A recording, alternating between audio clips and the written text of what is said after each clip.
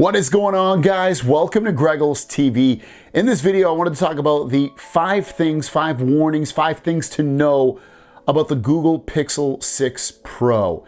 Before I jump into these quote-unquote warnings, I want to give you a little bit of insight before we dive into this. First of all, these warnings are not that bad. They're not.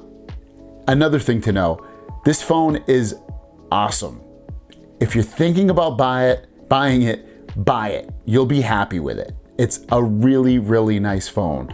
It's just as good, if not better, in a lot of ways than the iPhone, the Galaxy phones, whatever phone you want to put in that, market against this. It's, again, pretty much as good, if not better, in some of those ways. And then other ways, it might not be as good, but otherwise, just know that. The other part of this is potentially some of the things that I'm going to warn you, or I kind of maybe don't love about this phone, could potentially be fixed in an update software-wise with the phone. With that said, let's jump into the 5 things you should know / be warned about the Google Pixel 6 Pro. Number 1 is just using the phone in a general sense. I'm not talking about hardcore gaming. I'm not talking about rendering and saving big video files or really anything that stresses the system. I'm just talking, you're using the phone for 20 minutes. You took a photo here and there. You're using it for social media. You're just browsing around. You're looking at the settings. You're looking at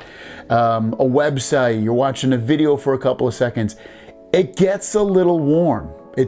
I don't know if it's because the build of the phone, the materials, I don't know if it's the processor, I don't know if everything's just clumped together and the battery's too big for it, and I don't know what it is, but ultimately, it does get a little warm. It's not gonna burn, it hasn't burned my hand anyway, but it does get a little warm. Not the end of the world. I have other phones that don't get really warm at all. My Galaxy Z Fold 3 doesn't really get warm at all. I haven't really noticed my S21 Ultra has gotten really warm at all. My iPhone 13 Pro Max hasn't really gotten warm at all, but this one gets slightly warm over a little bit of use. But I think this is one of those things that if it is, it could potentially be a software issue where they put out an update and then it's fine. But again, it does not burn your hand. It doesn't get so hot on me doing that little bit of usage where I'm like, dang, that's hot. But it does get warm. It is something to know about and quote unquote warn you about. Number 2, and this is true of almost every phone, everything from the newest Galaxy phones to the new iPhones, is this phone does not come with a charger. So you could use your old charger that you have if you have a USB-C cable, but if you don't, you can buy one. And honestly, I recommend this one. It's the Spigen charger. I'll link it down below. I just did a video on this a couple days ago. It works great. It's really, really small. Here it is right here, and it's like 17, 18 bucks. Very, very inexpensive, very small, and it charges fast. It'll charge just as fast as pretty much any other charger for this phone. So if you want it for the Pixel 6 or 6 Pro or really any other phone, it will charge it fast, up to 27 watts. So pick it up, very inexpensive, and you can just use the USB-C cable that comes with your Pixel phone. Number 3 is the display's not super bright. Now, one of my biggest pet peeves with Pixel phones, especially in the past, is I've had to put the brightness on this phone up really, really high to see it like either outdoors or even just to use it at a reasonable brightness. Now, this might not bother you at all. Some people don't like putting their brightness above 50%. Sometimes they leave it super dim. If you're one of those people, you'll be absolutely fine. But for me, I like my display to be brighter. I'm a little bit older, so I need that brightness to be able to see the display. And for me, I have to right now it's at 50%, it looks absolutely fine. But generally, I'll be honest with you, I have to use it at about 75, 80% at this point.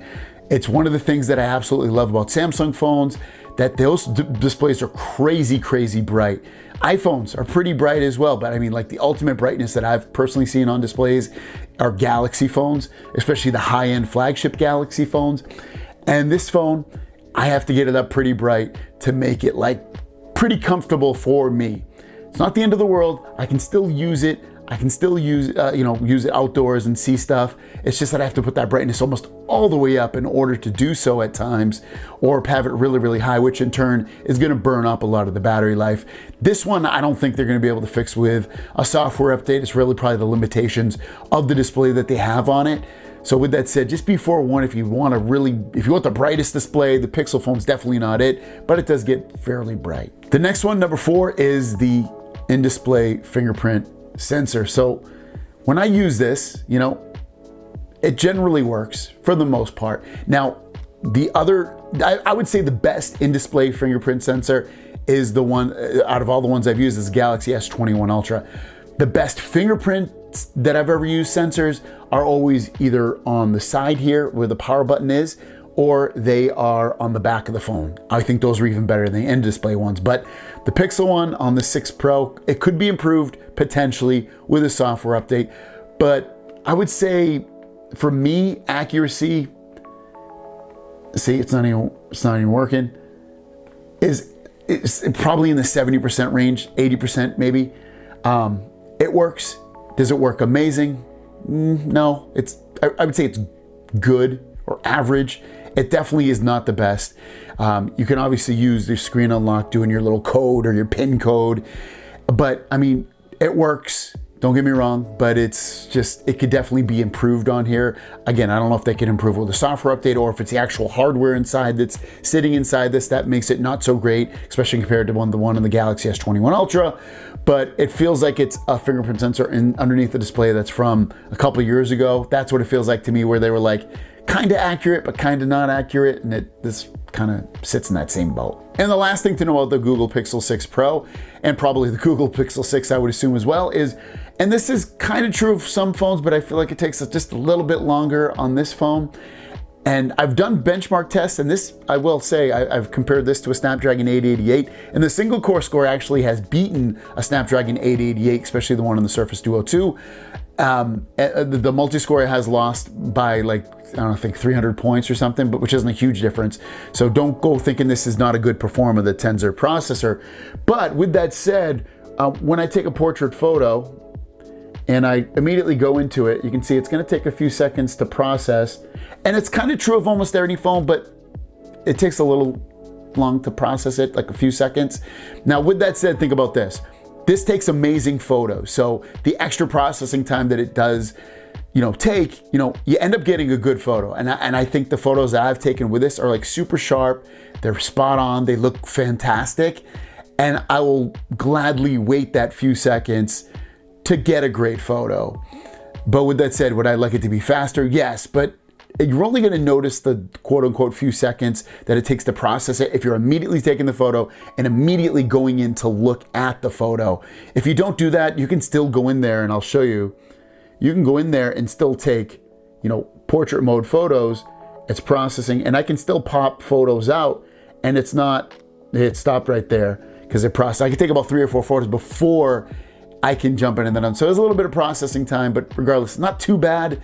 And then how many people are going to take, 4 or 5 portrait photos right in a row where they'll have to not get it in time. So there you guys go. That is the Google Pixel 6 Pro. Again, I know so many people are going to jump on me like, oh my God, the stuff you're complaining about, it's not even a big deal. And I agree. It's not really that big a deal. It's not a big enough deal to not buy this phone. The phone is great. It's really, really good. If you get this, you'll be happy. I would assume you'll be happy because it's fast. The software is amazing, in terms of it, the speed and the fluidity of it all. The camera is really good. It feels good in your hand, especially if you get a pop socket in a decent case. It's just a solid, good phone. It definitely puts up well against the iPhone, the new iPhones and the new Galaxy phones. So check it out. It's linked down below if you want to pick it up. But again, the things I talked about were just kind of things to think about and know about in case you have some concerns. Other than these concerns, I've had this phone for a few days. I really don't have any other concerns so far anyway. So there you guys go. Thanks for watching. We'll see you down the road. Peace.